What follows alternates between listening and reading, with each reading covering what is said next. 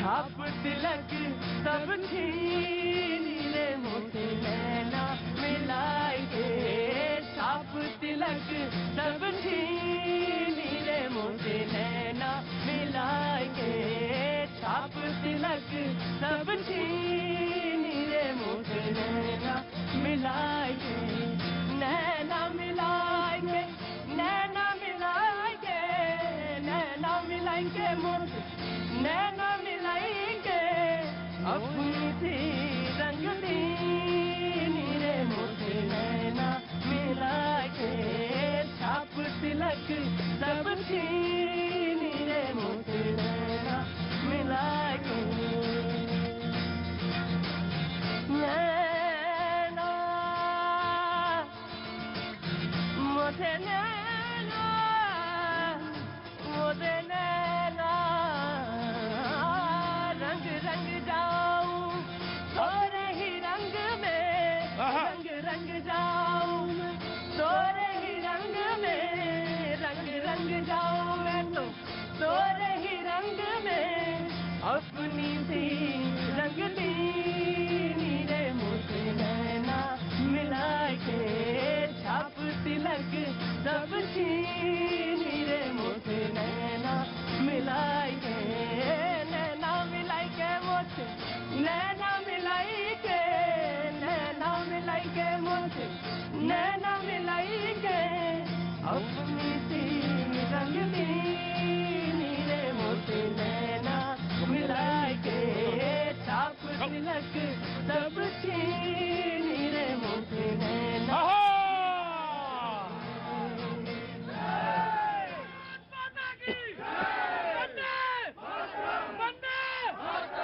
बहुत बहुत शुक्रिया, थैंक यू सो मच। ठंड ये है कि कपा दे रही है। यकीनन घर में बैठने का वक्त है, घर में रुकने का वक्त है, और इस समय कोई कह दे किसी को कि बेघर होना है तो कितना मुश्किल है, कितना मुश्किल है साहब।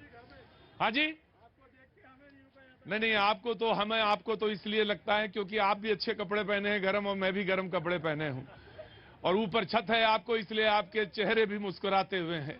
लेकिन अगर ये कोई कह दे कि आपका घर जो है आपसे जुदा होता है, आपसे लिया जाता है, अब आपको फुटपाथ पे ही रहना, मैं भी तभी खुश होता हूं जब फुटपाथ पर शो कर रहा होता हूं।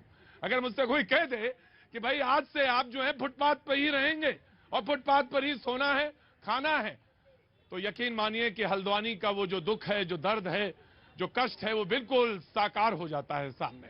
जी हां, सुप्रीम कोर्ट में आज मसला था यही। हल्द्वानी गेटवे ऑफ हिमालय कहना चाहिए। जब आप इधर जाते हैं कुमाऊं पे, तो हल्द्वानी सबसे पहला हिल स्टेशन पड़ता है, और वहां लगभग 29 एकड़ जमीन है।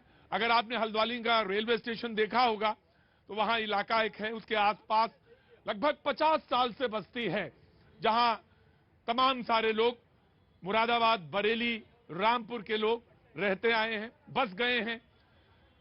और वो कहा गया कि वो रेलवे की, और ये बात सच है कि वो रेलवे की जमीन है 29 एकड़, जिस पर अतिक्रमण है। शब्द ये है अतिक्रमण। उस अतिक्रमण में 4 या 3 सरकारी स्कूल हैं, 11 निजी स्कूल हैं, 2 वाटर टैंक बने हुए हैं ओवरहेड, एक बैंक है। और लोगों ने तो कहा कि प्रधानमंत्री आवासीय योजना में लाभान्वित लोग भी वहां हैं, राशन कार्ड बने हुए हैं, और दावा यहां तक किया गया कि जो नगर निगम है उसको टैक्स भी दिया जाता है। अगर ये सच है तो फिर काहे का अतिक्रमण है, और कैसा वो अतिक्रमण है जो 50 सालों से चला आ रहा है और लगातार बना हुआ था। लेकिन एकदम कहा गया, हाईकोर्ट ने जब ये मसला गया तो हाईकोर्ट ने कहा कि ठीक है, रेलवे जो एक्ट है उस एक्ट के तहत उन्होंने कहा कि आपको 7 दिन के अंदर खाली करना पड़ेगा। मसला, मेरे पास भी 3-4 दिन से फोन आ रहे थे हल्द्वानी से, मैं हल्द्वानी शो करने जाता रहा हूं, कि आपको आना चाहिए। मसला ही, जब तक मैं हिलूं तब तक मसला ही सुप्रीम कोर्ट में आ गया, और सुप्रीम कोर्ट ने कहा कि 7 फरवरी, उन्होंने प्रक्रिया पे नहीं कहा है, उन्होंने कहा 7 फरवरी को फिर सुनेंगे, लेकिन तब तक के लिए 7 दिन में खाली करना ये तत्काल है, और ऐसे में लोग कहां जाएंगे, रोक लगा दी। दूसरा मसला है संबित शिखर जी का, पारसनाथ पहाड़ी, जिसपे सारा जैन समाज जो है इस वक्त सड़क पर भी है, गुस्से में भी है, रोष में भी, होना भी चाहिए। 24 तीर्थंकर, पहले ऋषभदेव, 24वें महावीर जी और 23वें पारसनाथ जी, जिनके वो पहाड़ी बनी, उसको झारखंड सरकार ने पर्यटन स्थल घोषित कर दिया। पर्यटन स्थल के बाद तो तमाम जानते हैं क्या होता है, टूरिस्ट प्लेस में हम सारे लोग टूरिस्ट हैं और हम सारे लोग किसी धार्मिक स्थल पे जा रहे हैं, तो जिस तरह से धार्मिक स्थल पे जाते हैं वो अलग आचरण होता है, लेकिन जब अगर हम पर्यटन स्थल पे जा रहे हो तो आचरण अलग होता है। ये दो मुद्दे हैं, लेकिन लोगों ने कहा कि और भी सवाल हैं।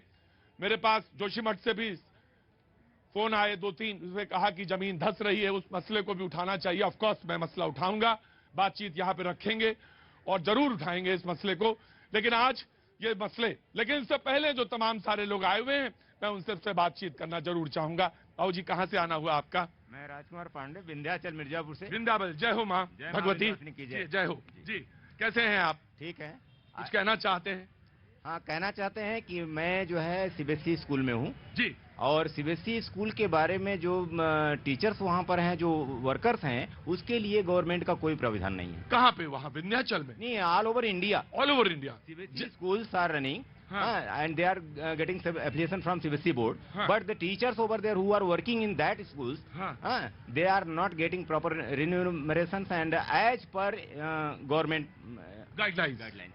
अच्छा, ये मसला उठाया टीचर्स को लेकर भी। प्राइवेट स्कूल्स में बहुत सारे लोग मसला उठाते रहे, पहले भी उठाते रहे। ये आपने सवाल उठाया। कहाँ से आना हुआ भाई? आपका कहाँ से आना हुआ? कहाँ से आई? मैं उन्नाव से हूँ। उन्नाव से? क्या बात है। उन्नाव में शहर में रहती हैं या उन्नाव के आसपास? उन्नाव शहर में रहते हैं जी, बहुत अच्छी बात है। लखनऊ और कानपुर के बीच का जिला उन्नाव, कानपुर के बगल लगा हुआ गंगा जी के। तो कुछ कहना चाहती हैं, कुछ बोलना चाहती हैं? फिलहाल हम आपका शो देखने के लिए बहुत अच्छी बात है, एंजॉय करिए, शो एंजॉय करिए जब तक मन हो। ठंड ज्यादा है, बच्चा है, तो मैं तो आपसे यही गुजारिश करूंगा, थोड़ी देर रुकिएगा, उसके बाद फिर चली जाइएगा। दिल्ली में ठंड ज्यादा है। जी, कल मैं शो में नहीं था, इस शो देख रहा था आपका। मैंने कल शो में नहीं था, मेरा भी मन नहीं लगा कल। ऐसे कह रहे जैसे कल मैं शो में नहीं था और देख रहा था। मतलब आप सोचिए नशा कितना बड़ा है। ये भी एक केक के साथ एक फ्री वाला है मसला, बिल्कुल वैसा ही है। मैं आया तो जब आप देख रहे थे तो आपको क्या लगा? वहां पे देखते देखते रजाई के अंदर ही होंगे? नहीं, ऐसे देख रहे थे? अच्छा, हम तो गनीमत है बैठे हुए थे, वो तो लोग होते खड़े हो जाते हैं लोग देखते देखते। जी, तो हमें गुस्सा आया। अच्छा, क्योंकि हाँ, कंझावला कांड पे जो कल बहस देखा था मैं, हाँ, तो मैं ये कहता हूँ कि ये क्या जनता को मूर्ख बनाते हैं ये लोग। इनका एक ही कहना है कि मंदिर मस्जिद बने न बिगड़े, सोन चिड़ैया फंसी रहे और भाड़ में जाए देश की जनता, अपन कुर्सी बची रहे। बाढ़ में जाए देश, आपन कुर्सी बची रहे। जिला आपका भी उन्नाव है क्या? हाँ, मोतिहारी। क्योंकि रिदम जो थी इसकी अवधि थी, तो मैंने कहा कहीं ऐसा तो नहीं है कि ये उन्नाव कहीं है। कहाँ से आए बेटा आप? सूरत से। सूरत से? ओहो, तो मैं तो वहां तो टेम्परेचर बिल्कुल ठीक ठीक, और यहाँ आके ठंडा लग रहा होगा। जी, तो आप सारे लोग, चारों लोग आए हैं। बहुत बहुत, क्या नाम है आपका? हर्षिता। हर्षिता। और आपका? हर्ष। वाह, हर्ष और हर्षिता, बहुत अच्छी बात है। तो जनाब कैसे आना हुआ? घूमने के लिए। बहुत अच्छी बात। वैसे हम लोग तो इधर गुजरात जाते हैं घूमने, आप इधर आए हैं इस मौसम में, तो बहुत अच्छा है। ठंड का मजा लेने आए। ठंड का मजा लीजिए, बहुत इंजॉय करिए, और कुछ बात अगर दिमाग में आ रही हो तो बोलिए कुछ। सब अच्छा है सर। बहुत अच्छी बात है। आपको कुछ कहना है? बहुत अच्छी बात, थैंक यू। और आपको तो जरूर कहना होगा, बस एक ध्यान रखिएगा, मैंने आपको एक कसम दिलाई है। क्या कसम दिलाई है? चुनाव कभी नहीं लड़ा। याद है इनको कि मैंने इनसे कहा था कि चुनाव कभी नहीं लड़ेंगे, तो चुनाव कभी ना लड़िएगा। हाँ, कभी नहीं। हाँ, और जब पक जाए तब चुनाव लड़िएगा। पकने के बाद भी चुनाव नहीं लड़ना। अच्छा, तो समाज सेवा करना है, बहुत अच्छा है, बहुत अच्छी बात है। ऐसा करिए, बगैर वक्त गवाए हुए मैं सीधे मुद्दे पे आना चाहूंगा। मैंने आपको बताया हल्द्वानी का मुद्दा। सबसे पहले 4365 घर बताए गए, लगभग 4500 घर हैं जिनको गिराए जाना कच्चा पक्का, जिनको ध्वस्त किए जाने का आदेश हुआ है। लेकिन अब स्टे 7 फरवरी को फिर मसला सामने आएगा, और इस मसले पे सबसे पहले जो ट्वीट आए थे, मैं उन ट्वीट को नहीं जिक्र करना चाहूंगा। अलबत्ता एक पॉलिटिकल पार्टी कांग्रेस ने कहा कि हमारे नेताओं ने, हमारे वकीलों ने ये मामला बचा लिया। डिबेट शुरू कर रहा हूं, बीच बीच में बोलता, मैं आता जाऊंगा, बीच बीच में बोलता जाऊंगा। सबसे पहले मैं मौलाना, आज मैंने इनको फोन करवाया तो पता चला कि आप वहीं जा रहे थे हल्द्वानी। सबसे पहले मैं आपसे, जी मैं दरअसल कल ही हल्द्वानी जा रहा था। रानी खेत से टिकट भी था, लेकिन वही डिबेट के चक्कर में मैं फंस गया। इसी पर डिबेट था तो मैंने कहा उसमें भी जाना जरूरी है। और फिर जाम में फंसा तो ट्रेन मिस कर गया। आज सुप्रीम कोर्ट में सुनवाई थी तो मैंने कहा पहले देख लूं क्या होता है। तो जब स्टे मिल गया तो जाने का मसला खत्म हो गया। आइएगा नहीं, चले जाइएगा नहीं, अब भगवान न करे वहां जाने की जरूरत पड़े। ठीक है, मैं एक बात कहना चाहता हूँ। लोग इसको पॉलिटिकल रंग भी देते हैं, मजहबी रंग भी देते हैं। खूब दिया गया तमाम यूट्यूब चैनलों पर, तमाम चैनलों पर मजहब को आगे रखकर बहस की शुरुआत। ये कहा गया कि मैंने एक सेंटेंस जानबूझ के नहीं बोला था, क्योंकि लड़ाई कमजोर होती है। और वो लड़ाई ये थी कि जब मैंने कहा कि रामपुर, मुरादाबाद, बरेली के बहुत सारे लोग वहां लकड़ी उद्योग से जुड़े, वहां पे कारखाने उसी 29 एकड़ में था, तो ये वो लोग थे जो अकलियत यानी अल्पसंख्यक यानी वो मुस्लिम लोग थे। मैंने जानबूझ के ये सेंटेंस नहीं बोला था। आज दोनों मुद्दे आपने उठाए हैं महत्वपूर्ण। मैं एक पर पहले क्लियर कर दूं जल्दी से कि गुटखा कंपनी जो है अगर नकली गुटखा बनाती है तो गुटखा खाने वालों को जेल देंगे या गुटखा बनाने वालों को। नकली शराब, जहरीली शराब में जो लोग मरे हैं उनको तो आप कंपनसेशन दे रहे हैं और बनाने वालों को जेल दे रहे हैं। तो नकली और फर्जी जमीन बेचने वालों को जेल देंगे या खरीदने वालों को जेल देंगे। केवल हल्द्वानी का मुद्दा नहीं है, खोरी गांव उजड़ गया पूरा। इसी तरह से अभी मेहरौली में एक कॉलोनी है, नोटिस जा चुका है हाईकोर्ट का, गौसिया कॉलोनी। तो इस तरह की आबादी लगातार बढ़ रही है, बस रही है अनाधिकृत। तो निगम के पदाधिकारी, नक्शा बनाने वाले, ट्विन टावर आपने उड़ा दिया। एक दिन में बना था क्या? एक साल में बना था क्या? 2 साल में बना था क्या? किसने नक्शा बनाया, किसने अलॉटमेंट किया, किसने पास किया? वो पदाधिकारी कौन है? वो पूरा डिपार्टमेंट। आप सिर्फ हिंदू मुसलमान करके और गरीब अमीर करके या कांग्रेस भाजपा करके मुख्य मुद्दों से लोगों को मत हटाइए। मुद्दा महत्वपूर्ण ये है कि ये तमाम इंक्रोचमेंट होते कैसे हैं। स्कूल एक दिन में तो नहीं बने होंगे। 11 स्कूल अगर निजी स्कूल बने हैं तो एक दिन में तो नहीं बने होंगे। 10 मस्जिदें उस इलाके में हैं 29 एकड़ में, तो एक दिन में तो मस्जिद बनी नहीं होगी। और 4 मंदिर हैं उस इलाके में, एक दिन में तो घंटी बजी नहीं होगी, घंटा बजा नहीं होगा। तो क्या तब तक लोग चुपचाप बैठे थे? मैं ऑफकोर्स वकील साहब आपके आऊंगा, मैंने आज इंट्रोडक्शन नहीं दिया। राशन कार्ड भी हैं जी जनाब।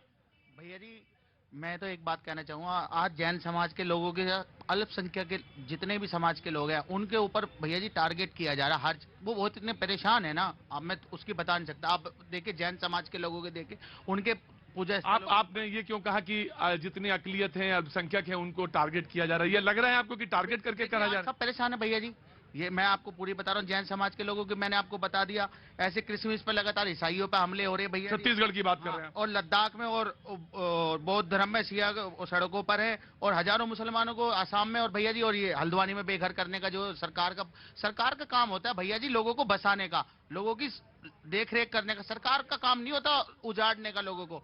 मगर जब तुम अवैध निर्माण बता देते हो भैया जी, एक दिन पहले बता दोगे कि कोई घटना हो जाएगी तो अवैध निर्माण बता दोगे, उससे पहले वो 30-40 मैंने जानबूझ के इस ट्वीट का जिक्र नहीं किया था, ओवैसी साहब के ट्वीट का जानबूझ कर जिक्र नहीं किया था।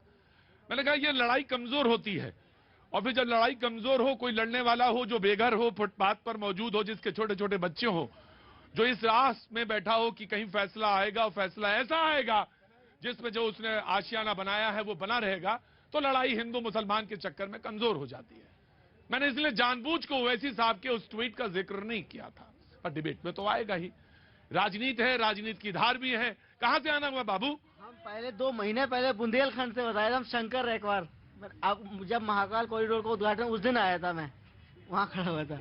मैं आज आया हूँ। तो अच्छा, ऐसा मंदिर का जब होएगा तभी आओगे? नहीं ऐसा नहीं है। इन्होंने बताया कि मतलब कि कब्जा करना इजी है। मैं गांव से आया, मैं दिल्ली में कब्जा कर लेता हूँ, मेरी हो जाएगी जमीन? कहीं नहीं हो सकती।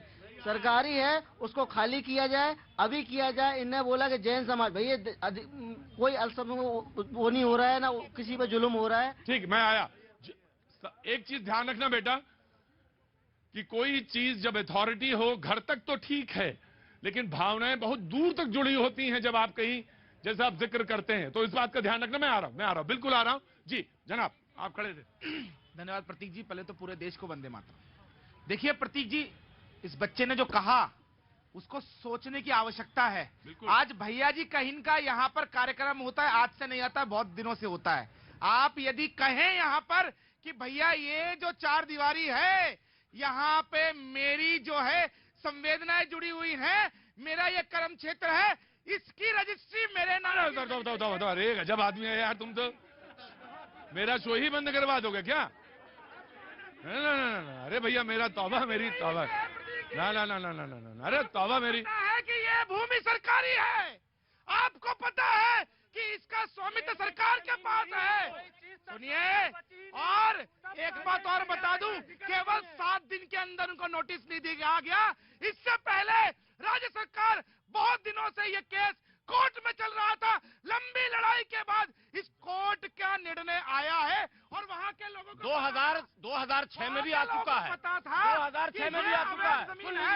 राज्य सरकार के जो वकील होते हैं, जब तक वो पक्ष रखेंगे नहीं, तब तक जो हमारे जजेज हैं वो पूरी बात समझेंगे नहीं। जब आप पक्ष रखने में कंजूसी करेंगे, गजट में रेलवे का जिक्र तक नहीं है। 29 एकड़ की बात कही जा रही है, चल के नाप लीजिए। 29 एकड़ आज भी रेलवे के पास है, दावा है कि है। मेरे पास सारे कागजात अगर आप कहें तो वो ला के दे दूं आपको।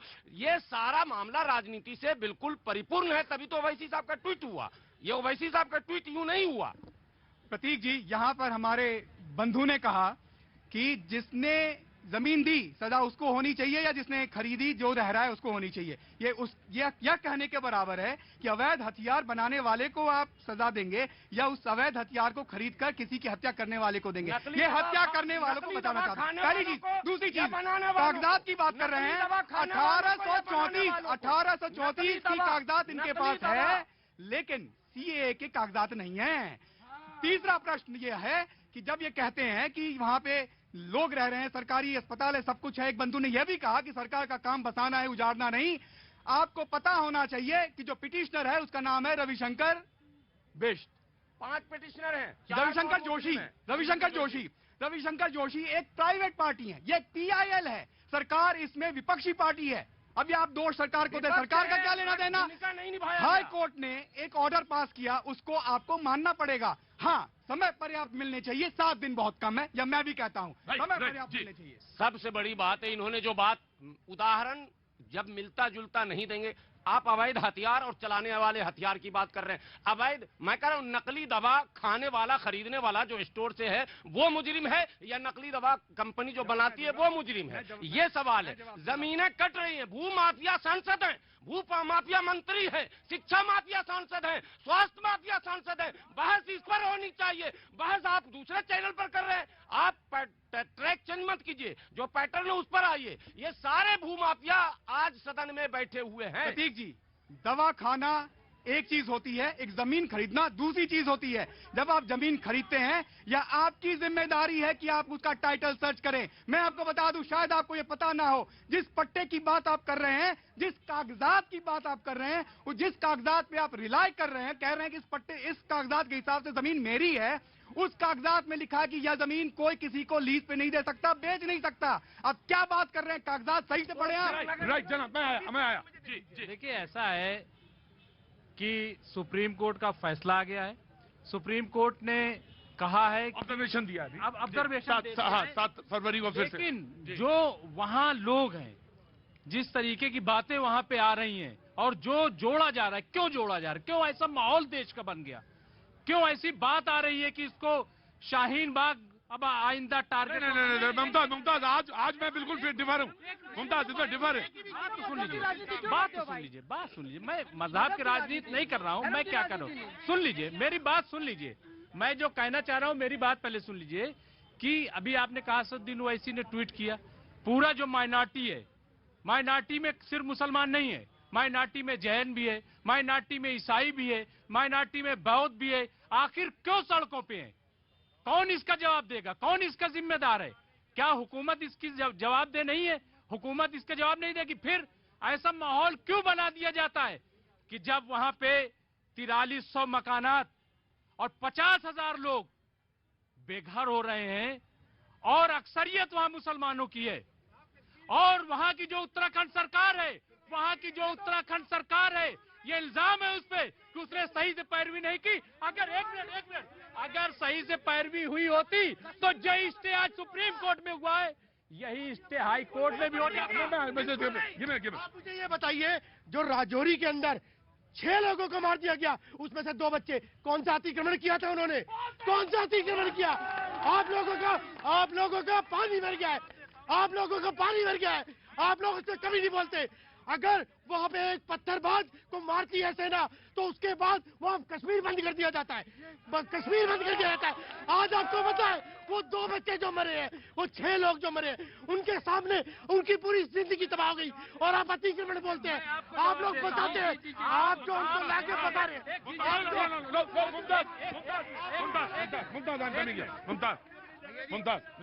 देखिए ऐसा है, देखिए ये जो बात कह रहे हैं ये नहीं आप क्यों कर रहे हैं? नोटबंदी का भी मामला आया था, सुप्रीम कोर्ट का फैसला आया था। नोटबंदी इसीलिए की गई थी ना कि दहशतगर्दी खत्म हो जाएगी। अगर वहां कोई मारा जाता है तो इसकी जिम्मेदार हुकूमत है कि इसकी जिम्मेदार यहाँ की अकलियत है? कौन जिम्मेदार है बताइए? बंद कर लीजिए इसको, बंद कर लीजिए।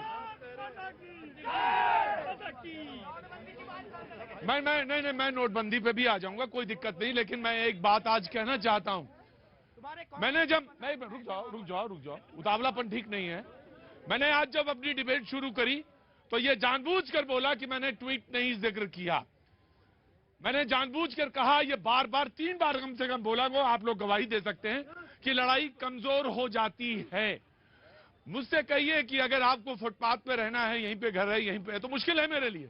घर में रहता हूं तो अच्छा लगता है क्योंकि इस ठंड में बच सकता हूं, लेकिन लड़ाई कमजोर हो जाती है क्योंकि लड़ाई उसी डायरेक्शन में चली जाती है। प्लीज बराए मेहरबानी उन लोगों को सोचिए। Of course I will take Mumtaz में आंसर ले लूंगा, मैं वकील साहब से भी ले लूंगा। बहुत छोटा बोलिएगा और ये ध्यान करके बोलिएगा। मैं दे दूंगा, मैं आप ही को दे देता हूँ। चलिए, मैंने कांग्रेस से अभी लिया ही नहीं। मैं भैया जी ये कह रहा हूँ, इतने जो राज्य भाजपा के शासित राज्य हैं वहां पर ही ऐसी कार्रवाई क्यों हो रही है? अभी कल मध्य प्रदेश में, झारखंड भैया जी सुन तो लीजिए, मध्य प्रदेश में एक होटल गिरा दिया, बाकायदा बम लगाकर। ये कौन सी राजनीति हो रही है? झारखंड है भाई वो तो। देखिए प्रतीक जी, आपने बार बार बोला कि यदि मुझे फुटपाथ पे रहना पड़े तो मुझे बड़ी परेशानी होगी। तो मैं एक बात कहना चाहता हूँ, अरे भैया अवैध जमीन भी फुटपाथ ही तो है जो आपकी नहीं है। यदि आप उस पर कब्जा करके बैठे हो, एक दिन आपको वहां से हटना पड़ेगा, वो भी तो फुटपाथ है। प्रतीक जी, सबसे पहले तो मैं धन्यवाद देना चाहूंगी सूर्या मैथिल जी को, क्योंकि इन्होंने बोला और भाजपा की नीयत जो है वो आज स्पष्ट हुई।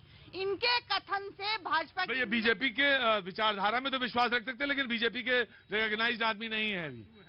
जी बिल्कुल ऑथराइज नहीं है, लेकिन ये इनकी जो विचारधारा है वो बिल्कुल बीजेपी की विचारधारा है। और देखिए किस प्रकार से ये जो है लोगों को उजाड़ने की बात पर इतने जो है खुश हो रहे हैं, जबकि जब किसी का घर उजड़ता है प्रतीक जी तो उस पर खुश नहीं हुआ जाता। ये जो है गैर जिम्मेदाराना सरकार है, इनह्यूमन जो है गवर्नमेंट है, इसको किसी जनता का बिल्कुल दर्द नहीं है। 7 दिन के अंदर अंदर इन्होंने खाली करने ऋतु मुझे लगभग मैं आपका काउंटर करिएगा, ये बीजेपी की विचारधारा भी नहीं है। मैं ऐसा इसलिए नहीं कह रहा हूं क्योंकि वहां पे बीजेपी के आज प्रवक्ता मौजूद नहीं है, तो इसलिए वो सेंटेंस मैंने डिबेट से हटा दिया। लेकिन मैं एक बात और कहना चाहता हूं कि मैं 27 सालों से दिल्ली में हूं और इस 27 सालों से ही मैं पत्रकारिता भी कर रहा हूं। और शीला जी का वक्त भी मैंने 15 साल देखा था, जब दिल्ली में ड्राइव चली थी, उन कॉलोनियों को भी देखा था। मैं ज्यादा जी अरे कोई तो ऐसा थोड़ी ना होगा कि मेरे बाल सफेद हो गए, तो सब कलर किए हुए बाल हैं सारे। जी आया जी एक वन बाय वन जी। हाँ सर, मैं कोलकाता से आया हूँ। कोलकाता दिखे तो बागले कोलकाता থেকে নমস্কার সবাইকে, সকলকে আমার নমস্কার প্রণাম।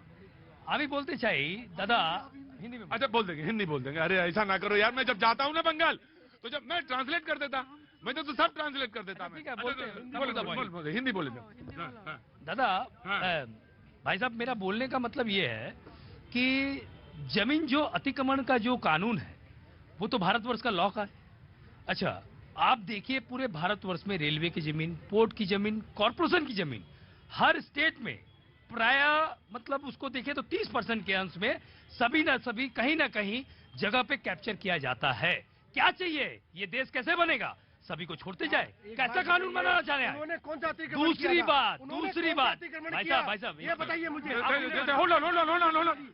अपना बोल दीजिए। बहुत अच्छा बात। अच्छा, मैं ये बोलना चाहता हूँ, कैसे चलेगा कानून कि सब कैप्चर करते करते करते एक समय तो आएगा जब हमको ऐसे उठाना होगा।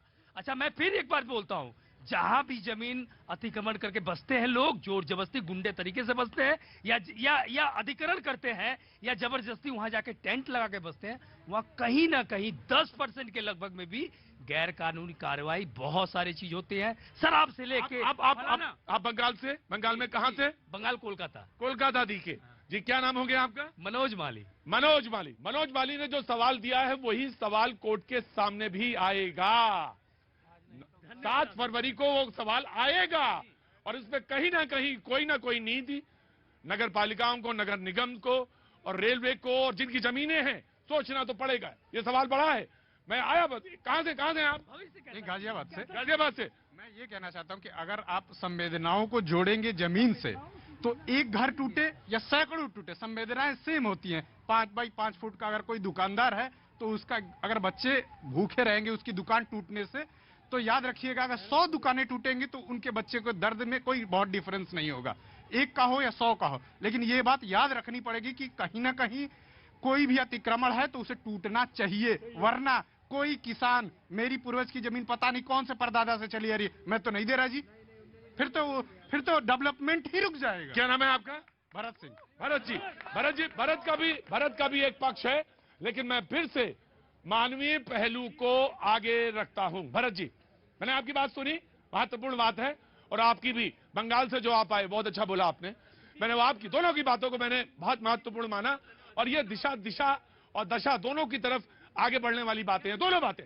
लेकिन फिर भी मानवीय पहलू जो है मैं आगे रखता हूं। ठंड बहुत ज्यादा है, ज्यादा नहीं, हल्द्वानी में तो बहुत ज्यादा है, और 4,500 घरों के आसपास ये तय करना है कि फुटपाथ पर रहेंगे या कहां।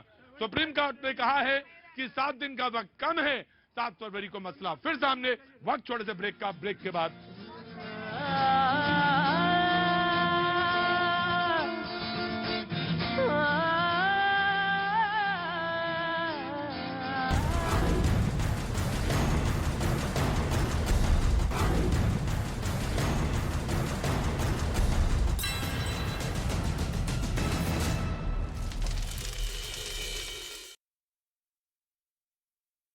मैक्रोन की बातचीत के बाद फैसला, पहली बार पश्चिमी देशों से यूक्रेन को मिलेगा टैंक। पेरू में सरकार के खिलाफ प्रदर्शन जारी, विरोध के दौरान प्रदर्शनकारियों पर पुलिस ने आंसू गैस के गोले छोड़े। इंडोनेशिया के बाली में यात्रियों से भरी एक स्पीड बोट समंदर में पलटी, हादसे में सभी यात्रियों को सुरक्षित बाहर निकाल लिया गया। हादसे का वीडियो सोशल मीडिया पर वायरल। अमेरिका के कैलिफोर्निया में तेज हवा और बारिश की वजह से लोगों की बड़ी परेशानी, बिजली का भी संकट गहराया। और चीन के फुजियान प्रांत में ऑयल ट्रक में लगी भीषण आग, दूर तक काले धुएं का गुब्बार उठता दिखाई दिया। गंजावला केस में थाने के बाहर धरने पर बैठा अंजलि का परिवार, सड़क पर प्रदर्शनकारियों ने लगाया जैम, हत्या की धारा जोड़ने के लिए किया प्रदर्शन। गंजावला केस के आरोपियों की आज रोहिणी कोर्ट में होनी है पेशी, सभी पर लड़की को गाड़ी से कुचलने का आरोप है। पुलिस ने 31 दिसंबर की घटना के बाद 5 आरोपियों को किया गिरफ्तार। अबू उस्मान अली भारत के खिलाफ आतंकवादी गतिविधियों में शामिल होने का आरोप। राजस्थान के श्री गंगानगर में सरकारी स्कूल के पास मिला बम, आसपास के इलाके को खाली कराया गया, सेना को दी गई जानकारी। जम्मू कश्मीर के राजौरी में आतंकियों की तलाश के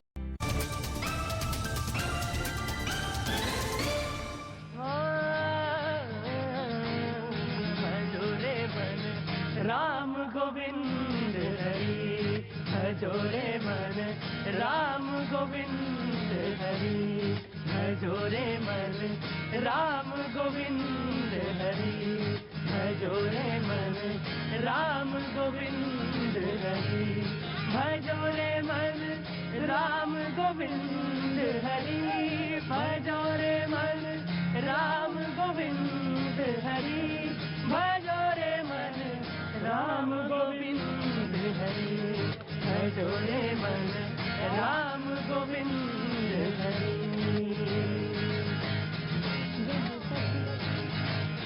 जप तप साधन खर्च नाही, जप तप साधन कुछ नहीं लागत, खर्चत नहीं कजरी।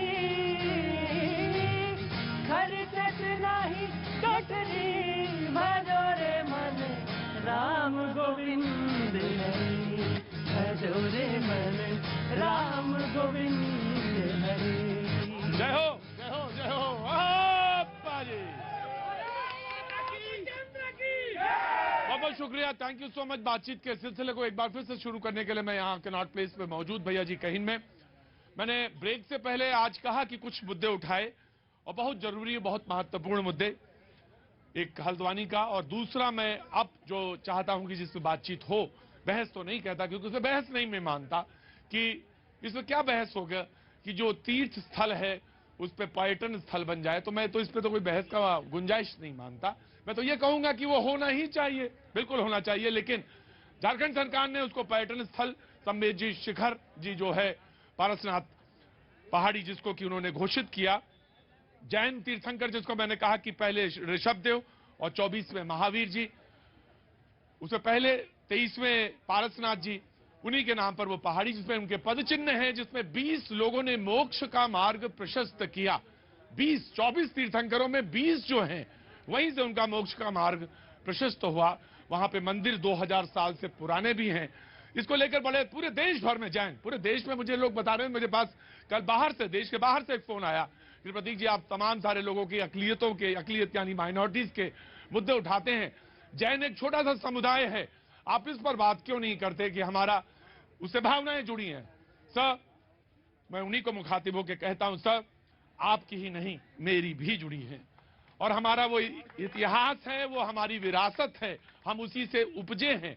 मुझे कहने में कहीं कोई संकोच नहीं, जिन्होंने इस देश की सभ्यता संस्कृति और विरासत को समझा है वो जानते हैं कि कहां से कौन चीज कितनी महत्वपूर्ण है। मैं उस पर बातचीत के लिए यहाँ पे मौजूद हूं जो बिल्कुल अपनी बात जोड़ने के लिए कि उसमें कहीं कोई गुंजाइश है ही नहीं। हालांकि इस पे राजनीति करने वालों ने बहुत सारी बातें कह दी, लेकिन मैं कह रहा हूं उसको राजनीति को अलग किया जाए, लेकिन हाँ मैं उस पर बातचीत जरूर कर रहा हूं। लेकिन जो फर्स्ट हाफ यानी ब्रेक से पहले जो जिस पर मैंने बात करी थी हल्द्वानी के मुद्दे पे, अगर कोई बात कहना चाहेगा तो जरूर कह सकता। जी आपका नाम जानना चाहता हूं मैं। मेरा नाम सीए दर्शित जैन है, आगरा से आया हूँ। जैन साहब नमस्ते, क्या कर रहे हैं आप? मेरा सीए कंप्लीट हो चुका है। सीए कंप्लीट कर चुके हैं और आप? वी और वो था chartered accountant, we are from Agra. आपका नाम? सीए शुभम जैन। जैन, मैं दोनों लोगों को अंदर बुलाना चाहता, बहुत बहुत तुक की बात है कि मुझे मिल गए, लेकिन अगर आप दोनों ना भी होते तो कोई फर्क नहीं पड़ना था, मैं पूरी बातचीत कर सकता था। जी मैं आपसे बात, दोनों चार्टर्ड अकाउंटेंट हैं, जैन समुदाय से आते हैं, छोटी सी एक कम्युनिटी है, कम्युनिटी इन द सेंस की अकलियत में गिने जाते हैं, अल्पसंख्यकों में गिने जाते हैं, लेकिन इस देश की जो अर्थव्यवस्था है उसकी रीढ़ के यही सबसे मजबूत शिखर भी हैं, जो मैं कहना चाहूंगा कि आप अपनी बात कहें जरूर। आपने जो मुद्दा उठाया उसके लिए जैन समाज की तरफ से धन्यवाद है।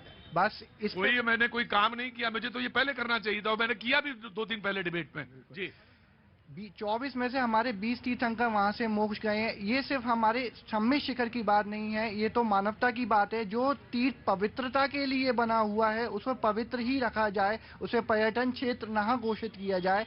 ये सिर्फ हम जैन लोगों के लिए नहीं, जितने भी धर्म हैं इस हिंदुस्तान के अंदर सबकी आस्थाएं जुड़ी हैं उससे, तो इसलिए सम्मित शिखर को पर्यटन घोषित ना करके उसको तीर्थ क्षेत्र की मान्यता ही रखी जाए। जी सर, जैसे हिंदुओं के लिए अयोध्या एंड सिखों के लिए गोल्डन टेम्पल है, मुसलमानों के लिए मक्का है, वैसे हम जैनियों के लिए सम्मेद शिखर जी वही मायने रखता है।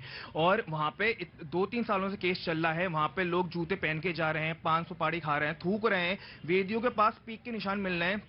ये इतनी घातक बात है, बहुत दर्द होता है जो हम टीवी पे हम देखते हैं, पढ़ते हैं। अब 9 तारीख को हमारे आगरा में भी इसके अगेंस्ट रैली निकाली जा रही है, सब जगह रैली। 10 तारीख को धार में मध्य प्रदेश में बहुत सारे जैनियों का पूरा आंदोलन है, जयपुर में लगातार चल रहे हैं, जैन मुनियों ने प्राण तक त्याग दिए, तो तमाम सारी चीजें सामने हैं। और इसको लेकर आप 17 को सुनते हैं कि केंद्र सरकार इस पर कुछ बात करेंगे। मैं अवधेश जी यहाँ पे मौजूद है, मैं आप दोनों को यहाँ पे आमंत्रित। जी जी कांग्रेस को वो जैन नहीं दिखेंगे। अरे रुको यार, तुम हमेशा कांग्रेस बीजेपी करने लगते हो, अजब आदमी हो यार तुम, अरे अजब आदमी है यार, हद हो गई। पर तुमको यहाँ भी कांग्रेस बीजेपी दिख रहा है, मतलब वो ये कह रहा है आदमी तुम्हारे सामने चार्टर्ड अकाउंटेंट है, कह रहा है कि वहां पे पान की पीक लोग फेंक देते हैं, आप उसको पर्यटन स्थल घोषित कर रहे हैं, और यहाँ पे कांग्रेस कहाँ गई, बीजेपी आ गई। रुको, गजब आदमी है भाई। सही बोल रहे हैं वो। क्या सही बोल रहा है वो, आप डांटिए मत। कांग्रेस कैसे नहीं है, वहां सत्ता में कौन है? झारखंड मुक्ति मोर्चा और कांग्रेस की सरकार है। एक तरफ आप अल्पसंख्यकों पे अत्याचार पर आंसू बहाएंगे, दूसरी तरफ अल्पसंख्यकों के आस्थाओं से खिलवाड़ करेंगे आप। क्या मुद्दा है इसमें? क्या सरकार को बेनिफिट है? क्या रुचि है सरकार की इसमें? जब इतने लोग मांग कर रहे हैं और जैन समुदाय, इतना सभ्य समुदाय कभी सड़क पर नहीं उतरता है, पहली बार सड़क पर उतरना पड़ गया, ये सोचनीय है मामले। अधिसूचना किसने जारी की? किसने फरमान दिया? हो गया। आप बताइए ना, हो नहीं गया, यहीं से शुरू होती है ना बात। मूल बात यह है कि वहां की सरकार हो या केंद्र सरकार हो, यदि वहां के स्थानीय लोगों से बातचीत करके इस विवाद के बारे में पहले से यदि संतुष्ट करते, उसके बाद में ये घोषणा होती, बेहतर होता। लेकिन ये दोनों वहां के लोगों को, आदिवासियों को और जैन समुदाय के लोगों को बांटने के लिए, अपने लाभ के लिए, केवल राजनीति करने के लिए लोगों को बांट दिया और इस तरह से ये अधिसूचना जारी करके इस तरह से विवाद पैदा। देखो, मैं आ गया अवधेश जी, आप ही के पास आ रहा हूं। मैं जनता से तो कुछ भी कह सकता हूं, लेकिन इनका क्या करें? ये बहुत पढ़े लिखे लोग हैं, बहुत पढ़े लिखे लोग हैं। मैं सोच रहा था कि इस मामले में तो नहीं भाई साहब, मुझसे गलती हो गई, मैं माफी मांगता हूँ आपसे, मैं माफी मांग रहा हूँ आपसे। मैं माफी मैंने नहीं मांगी कभी, लेकिन मैं माफी मांगी नहीं कभी, मतलब ये कि जहाँ गलती हो जाती मांग ले, तो मैं आपसे माफी मांग रहा हूँ। अब आप नहीं, अब आपको जो कांग्रेस को कहना हो, गरियाना हो, करिया लीजिए, फिर मैं आगे जाता हूँ। मैं यही कहता हूँ बार बार, 20 करोड़ 20 लाख ये संविधान, अगर संविधान से चलाना है तो संवैधानिक बात करो, अगर धर्म से चलाना है तो फिर काशी मथुरा क्यों नहीं दे देते? तुम मानवता के नाते दे दो ना, इतने बड़े दिल दिखाओ तुम, बहुत बड़ा दिल है तुम्हारा। माइनॉरिटी में क्या नाम हो गया आपका? नवीन कुमार सिंह। अरे तो ठाकुर साहब इतना गुस्सा क्यों है मेरे ऊपर? मैं अभी जैन वालों पे बात कर लें और फिर हम काशी मथुरा बाकी है, फिर काशी मथुरा बाकी है। आ रहा हूँ, रुको। मैं यही कह रहा था कि ये होने यही लगेगा थोड़ी देर में। काशी मथुरा बाकी है, काशी मथुरा बाकी है। आ रहा हूँ, काशी मथुरा बाकी है। आ रहा हूँ जी। अवधेश जी, देखिए ऐसा है कि संसदीय लोकतंत्र है तो राजनीति पर बात होगी किसी मुद्दे पर जरूर हो। और चूंकि संस्कृति मंत्री भी वहाँ के जो है जिस पार्टी की कर रहे थे उसी के हैं और अल्पसंख्यक भी हैं। देखिए ये जो घटना है ये इसको थोड़ा इतने सामान्य नहीं है। ये बताता है कि आजादी के बाद से हमारे देश के नेतृत्व ने भारत को किस ढंग से आगे बढ़ाया और सोचा है।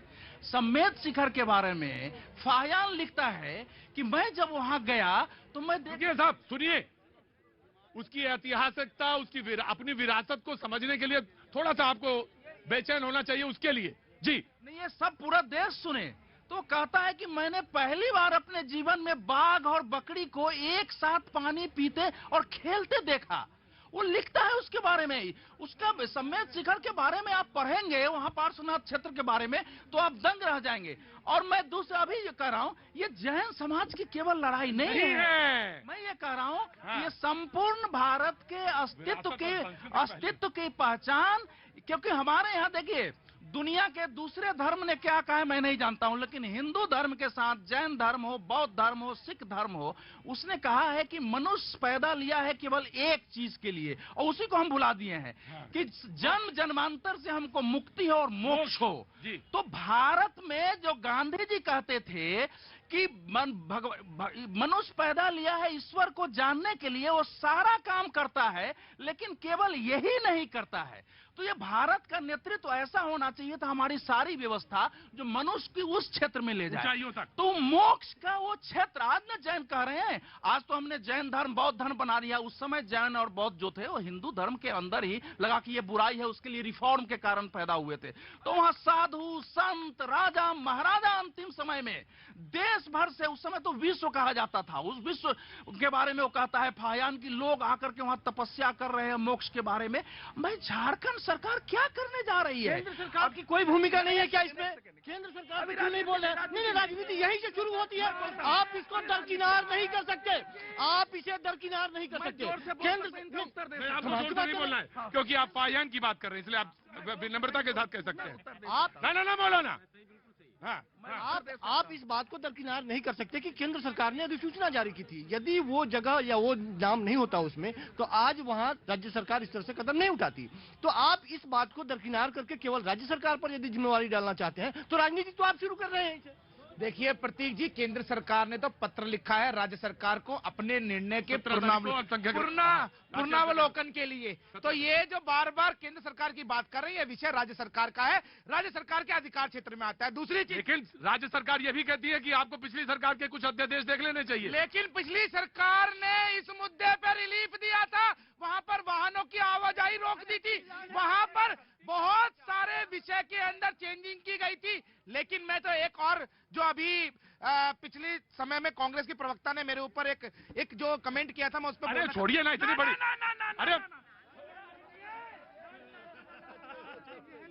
अरे बाबूजी इतने ठंड में मत आया करिए भाई। आज पोता घर पे ही है? आज पोता नहीं है, गया। अच्छा, मम्मी के साथ गया पोता? 3 बजे गया मैं आपको 30 नहीं 40 सेकंड दे दूंगा। बात क्या कर रहे थे फाहियान, और फाहियान क्या कह रहा था कि मोक्ष के लिए उन्होंने एक छोटी सी बात कह दी, वहां मोक्ष की बात हो रही, आपको छोटी सी बात में ही लग गई। बकरी पाती खाते हैं जाकी मोटी खाल। चलो भैया बोलो, तुम्हारे लग गए आपके। हल्द्वानी में जो मानवता की बात हो रही थी, आपने भी कहा मानवता की बात। मैं तो केवल इतना कहना चाहता हूं, यदि इतना ही मानवता की बात है और आज 125 साल पुराने कागज भी दिखाने को तैयार है, तो एनआरसी और सीएए के अंदर जिन्होंने बकरी ने कागज खा लिया और बकरी को अब्बा जी ने खा लिया, वो लोग आज कागज में दिखा रहे हैं। दूसरी चीज, अरे इतना ही मानवता का यदि आप लोगों का एहसास है तो हमारा काशी मथुरा वापस कर दो, हमारे 40,000 मंदिर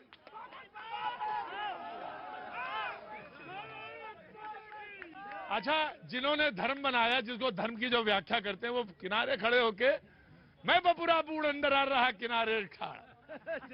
जय श्री राम। आप तो देख के मजा ले रहे हैं बस, है ना? ये देख के सब युद्ध करने को आमादा हैं। जी मैं आया जनाब। Of course Mumtaz you will reply. मैं वही संवेश शिखर जी पारसनाथ पे ही लौटूंगा, वो बहुत इंपॉर्टेंट इशू है। Let him reply. ये गुमराह कर रहे हैं अवधेश जी पे। अवधेश जी, दरअसल सीए का मसला सिर्फ ये है कि आपने जब 6 कम्युनिटी को 5 कम्युनिटी को ये कहा कि जो प्रताड़ित किए जाएंगे वो आएंगे, उनको शहरियत दी जाएगी, तो आपने उसमें मुसलमानों को नजरअंदाज क्यों किया? इसलिए कहा गया, इसलिए नहीं बांग्लादेश के अंदर इससे कोई मतलब नहीं है। कौन है? मुसलमान। एक मिनट, इससे मतलब नहीं है, इससे मतलब नहीं है। हम हिंदुस्तान में ये गलत बात है। सीए जो है एक नहीं गलत बात। और आपके मैं यहाँ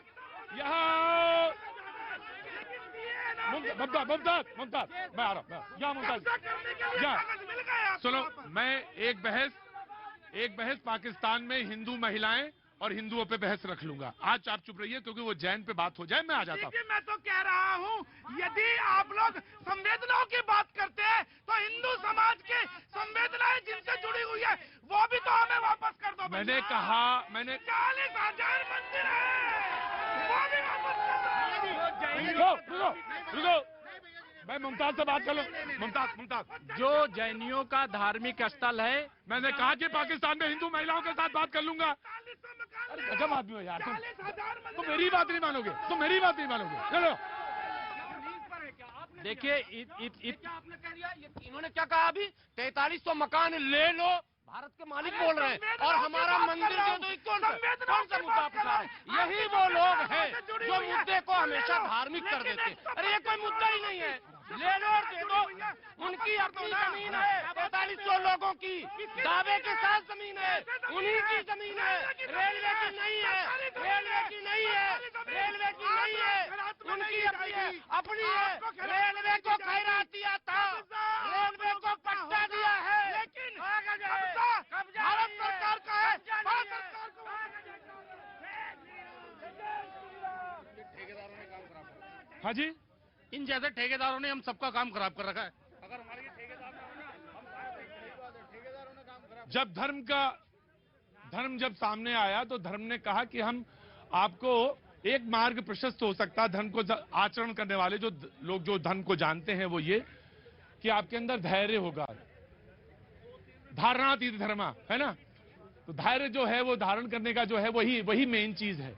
जब आपके अंदर वही नहीं है तो फिर मैं क्या करूं, किस पे बहस करूं और क्या बात करूं, आचरण क्या बात करूं? मैं एक हाँ वेरी गुड। देखिए प्रतीक जी, मैं ये कह रहा हूं, सब बात छोड़ दीजिए। आज जैन भाई हमारे यहाँ पे खड़े हैं, हम सब इनके साथ हैं और इनको चाहिए कि ये कहें कि वो धार्मिक स्थल, एक मिनट एक खड़े हैं, उनके साथ भी खड़े हैं, उनके साथ, अरे तुम्हारे साथ भी खड़े हैं, हम आपके साथ भी खड़े हैं।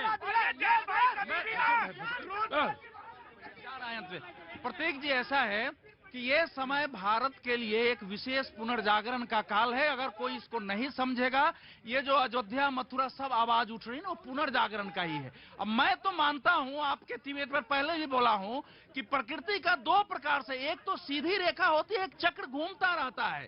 तो एक घूम के वहां पहुंचा है, उन लोगों को साधुवाद देना चाहिए जिन लोगों ने संवेद शिखर को पर्यटन स्थल घोषित किया। नहीं तो भारत और भारत के बाहर रहने वाले पर जानते ही नहीं कि संवेद शिखर क्या है। और जितना इससे पुनर्जागरण हुआ है संवेद शिखर के साथ, ऐसे सारे स्थल जो मोक्ष और मुक्ति के हैं, उनकी भी मुक्ति की प्रक्रिया शुरू हो जाएगी। आपने भी कह रहे थे कि हम राजनीति नहीं करेंगे, लेकिन करा जा राजनीति। जी जी भैया जी, मैं तो एक बात कह रहा था, अभी इधर वाले जो हमारे भाई हैं सूर्य मैथल जी, बात, अरे रुको, लड़ाई झगड़ा नहीं, बात आज जैनियों पे हो रही है, जैन भाइयों के ऊपर और माइनॉरिटीज के ऊपर बात हो रही है। ये सीए, एनआरसी, कश्मीरी पंडित, उन पर तो हमारी चर्चाएं रोजाना होती है। और ये भी नहीं, कश्मीरी पंडित नहीं, कश्मीरी पंडित नहीं, कश्मीरी पंडित नहीं, कश्मीरी पंडित पर भी चर्चा हुई है। कश्मीरी पंडितों के साथ हमने पहले भी कहा, भैया मुसलमान उनके साथ खड़ा है और तन मन धन से खड़ा है, मगर वहाँ पर सरकार, केंद्र शासित सरकार है, सरकार को फैसला लेना पड़ेगा उनकी सुरक्षा का। भैया जब राज्यपाल उनको तनख्वाह देता नहीं है, क्यों नहीं देता कि आप अगर वहाँ पर काम करोगे तो हम तुम्हें काम देंगे, अगर नहीं दोगे तो हम तुम्हें तनख्वाह नहीं देंगे। तो भैया ये क्या मुद्दा कश्मीरी पंडितों का नहीं है? प्रतीक जी आइए, वहाँ खड़े रहिए। पूछिए मुद्दा है कि नहीं इनके एजेंडे में?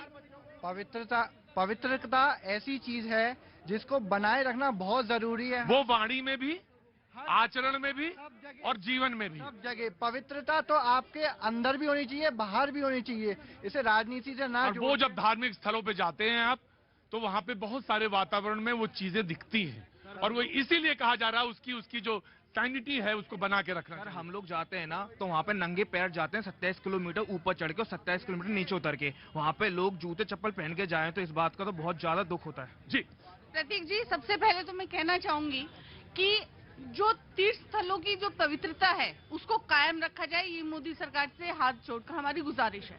तो आप तो वहाँ पे कह सकती हैं झारखंड में। जी बिल्कुल, हमने इसके लिए बाकायदा पत्र भी लिखा है और सरकार से कांग्रेस के संस्कृति मंत्री है, उनको बोलिए ना। देखिए अभी राहुल गांधी जी